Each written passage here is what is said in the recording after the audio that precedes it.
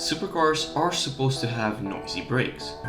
So supercars have drilled or slotted brakes which have little slots or holes in them. They make brake cooling a lot more efficient. The slots and holes in the brakes do make them a lot louder. The big size of the brakes and the amount of pistons also add up to the sound. But it doesn't mean they're worn out.